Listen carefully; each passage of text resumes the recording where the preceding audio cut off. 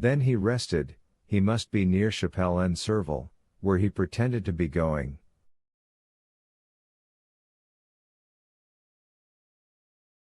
It was not fatigue that stayed Andrea here, it was that he might form some resolution, adopt some plan.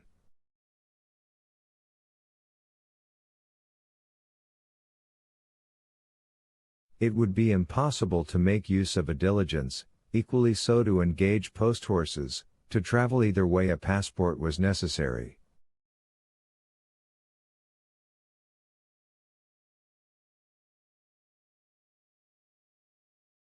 It was still more impossible to remain in the department of the Oise, one of the most open and strictly guarded in France. This was quite out of the question, especially to a man like Andrea, perfectly conversant with criminal matters.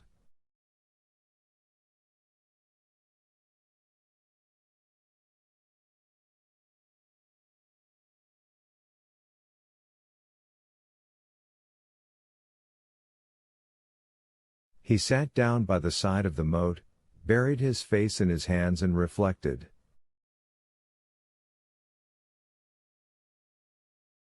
"10 minutes after he raised his head, his resolution was made. He threw some dust over the topcoat, which he had found time to unhook from the antechamber and button over his ball costume, and going to Chapelle-en-Serval he knocked loudly at the door of the only inn in the place.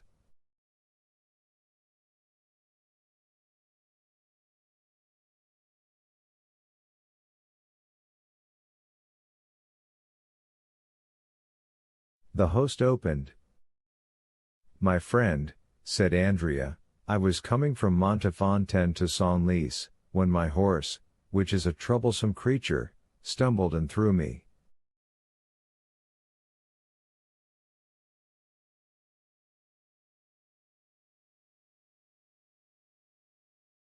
I must reach Compiègne tonight, or I shall cause deep anxiety to my family. Could you let me hire a horse of you?"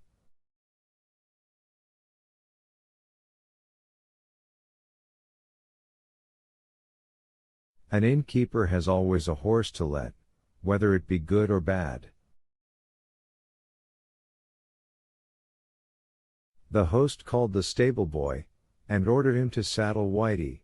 Then he awoke his son, a child of 7 years, whom he ordered to ride before the gentleman and bring back the horse.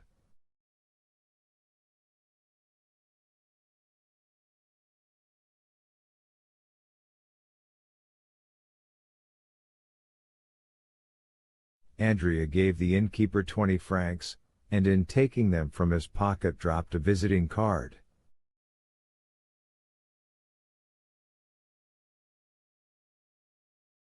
This belonged to one of his friends at the Café de Paris, so that the innkeeper, picking it up after Andrea had left, was convinced that he had let his horse to the Count of Montléon, 25 Rue Saint-Dominique, that being the name and address on the card.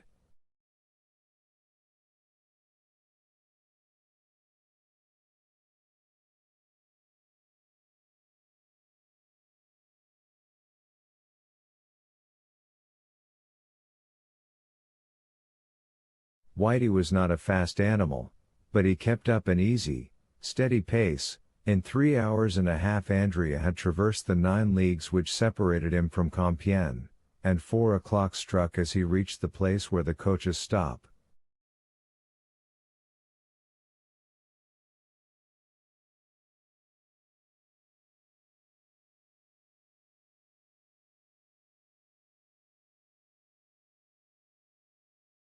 There is an excellent tavern at Compiègne, well remembered by those who have ever been there.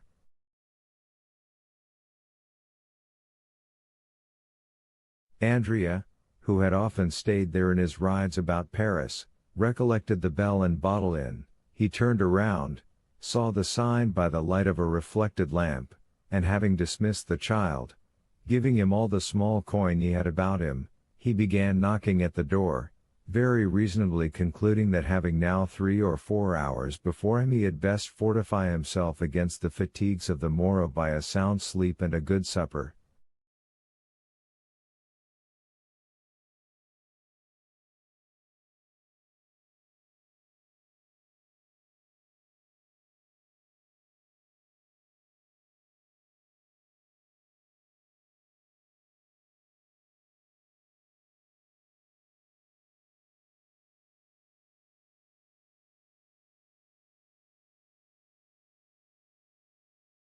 A waiter opened the door.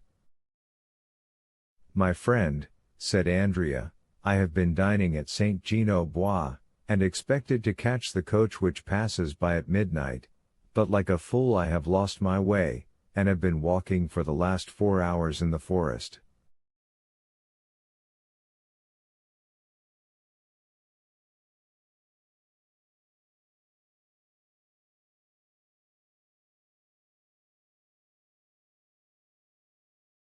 "Show me into one of those pretty little rooms which overlook the court, and bring me a cold fowl and a bottle of Bordeaux."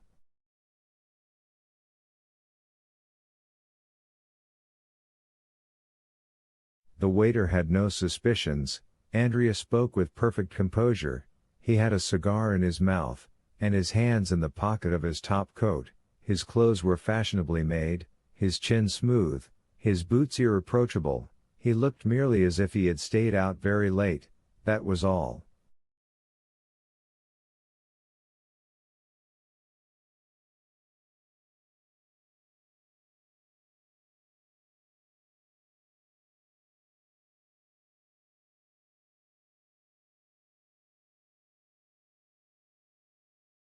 While the waiter was preparing his room, the hostess arose. Andrea assumed his most charming smile, and asked if he could have number 3, which he had occupied on his last stay at Compiègne.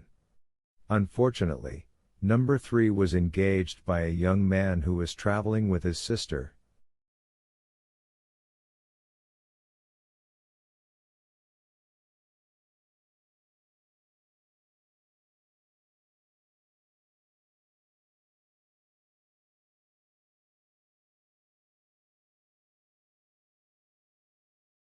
Andrea appeared in despair, but consoled himself when the hostess assured him that number 7, prepared for him, was situated precisely the same as number 3, and while warming his feet and chatting about the last races at Chantilly, he waited until they announced his room to be ready.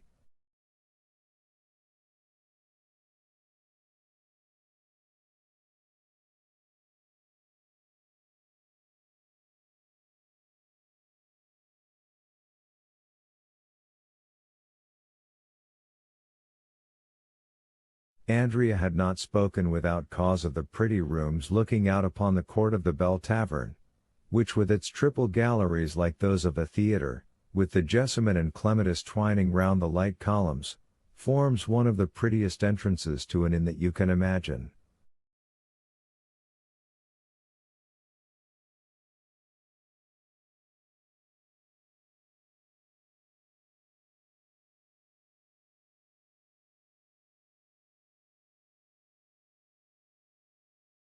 The fowl was tender, the wine old, the fire clear and sparkling, and Andrea was surprised to find himself eating with as good an appetite as though nothing had happened.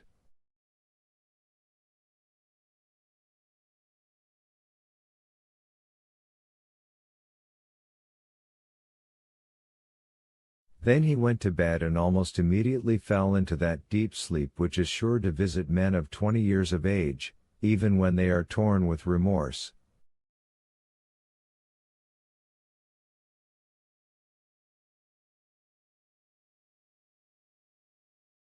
Now, here we are obliged to own that Andrea ought to have felt remorse, but that he did not.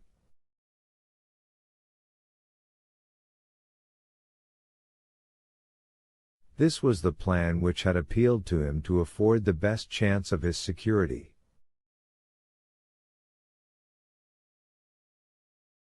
Before daybreak he would awake, leave the inn after rigorously paying his bill, and reaching the forest, he would, under pretense of making studies in painting, test the hospitality of some peasants, procure himself the dress of a woodcutter and a hatchet, casting off the lion's skin to assume that of the woodman, then, with his hands covered with dirt, his hair darkened by means of a leaden comb, his complexion embrowned with a preparation for which one of his old comrades had given him the recipe, he intended, by following the wooded districts, to reach the nearest frontier, walking by night and sleeping in the day in the forests and quarries, and only entering inhabited regions to buy a loaf from time to time.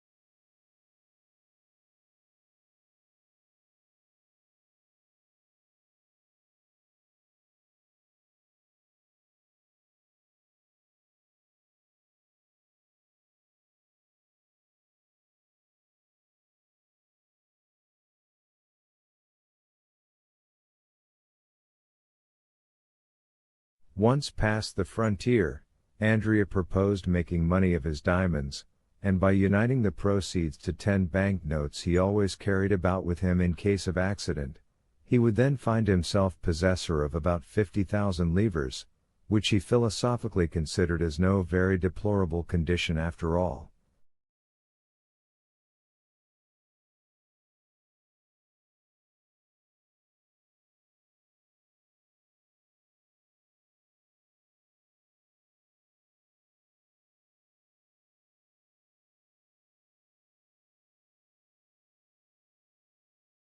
Moreover, he reckoned much on the interest of the Danglars to hush up the rumor of their own misadventures.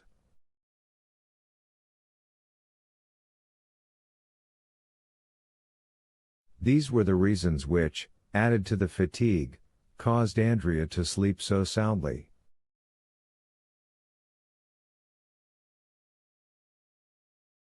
In order that he might awaken early, he did not close the shutters, but contented himself with bolting the door and placing on the table an unclasped and long-pointed knife, whose temper he well knew, and which was never absent from him.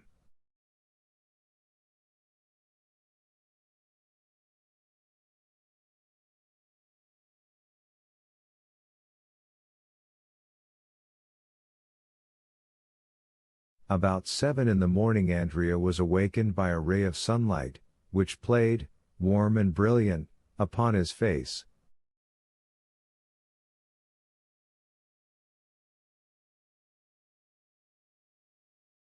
In all well-organized brains, the predominating idea, and there always is one, is sure to be the last thought before sleeping, and the first upon waking in the morning.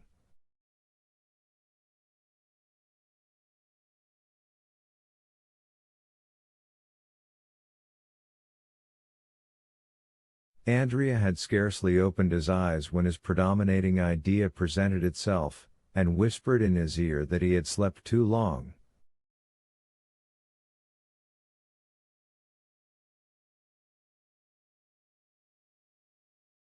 He jumped out of bed and ran to the window. A gendarme was crossing the court. A gendarme is one of the most striking objects in the world, even to a man void of uneasiness, but for one who has a timid conscience, and with good cause too, the yellow, blue, and white uniform is really very alarming.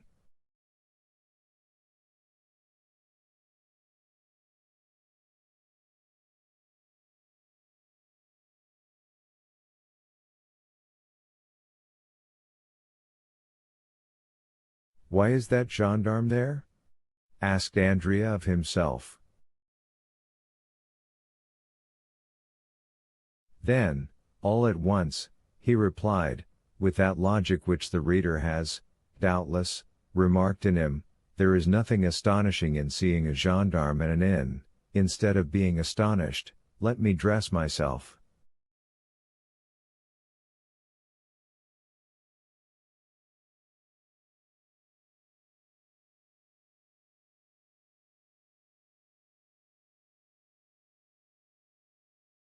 And the youth dressed himself with a facility his valet de chambre had failed to rob him of during the 2 months of fashionable life he had led in Paris.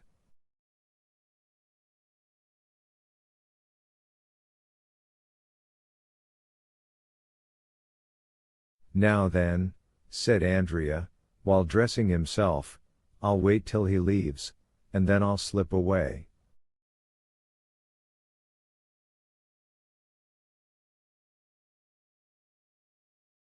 And, saying this, Andrea, who had now put on his boots and cravat, stole gently to the window, and a second time lifted up the muslin curtain.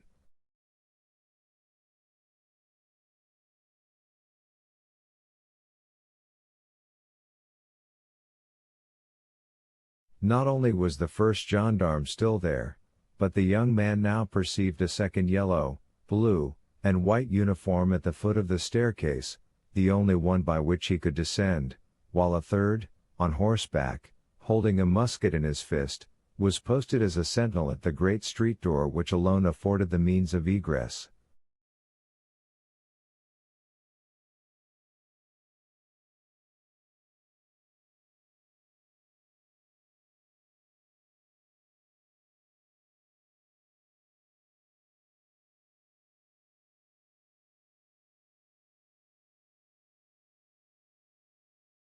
The appearance of the third gendarme settled the matter, for a crowd of curious loungers was extended before him, effectually blocking the entrance to the hotel.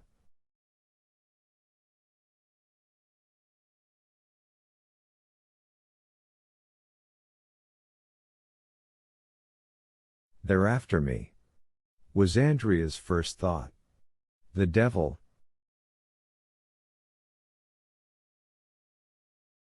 A pallor overspread the young man's forehead, and he looked around him with anxiety.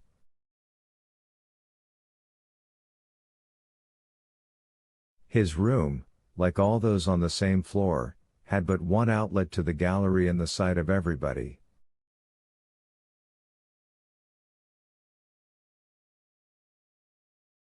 "I am lost," was his second thought, and, indeed, for a man in Andrea's situation, an arrest meant the assizes, trial, and death without mercy or delay.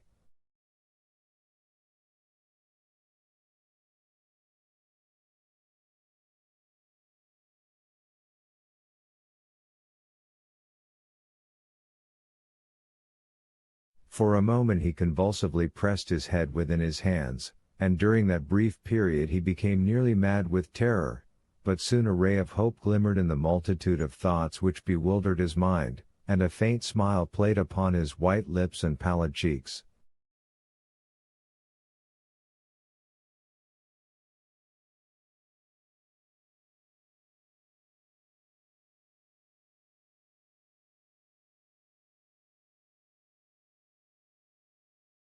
He looked around and saw the objects of his search upon the chimney-piece. They were a pen, ink, and paper.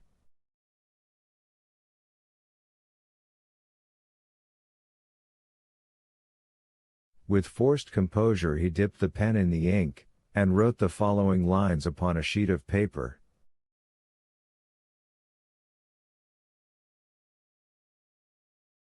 "I have no money to pay my bill, but I am not a dishonest man. I leave behind me as a pledge this pin, worth 10 times the amount.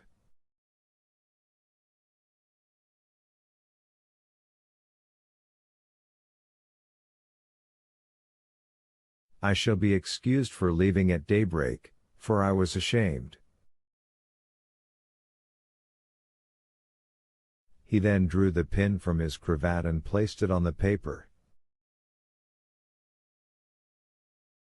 This done, instead of leaving the door fastened, he drew back the bolts and even placed the door ajar, as though he had left the room, forgetting to close it, and slipping into the chimney like a man accustomed to that kind of gymnastic exercise.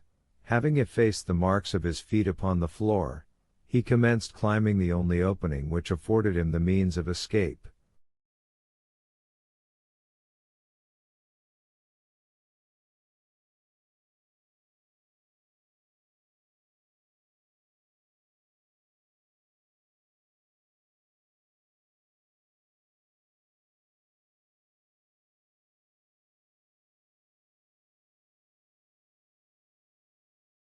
At this precise time, the first gendarme Andrea had noticed walked upstairs, preceded by the commissary of police, and supported by the second gendarme who guarded the staircase and was himself reinforced by the one stationed at the door.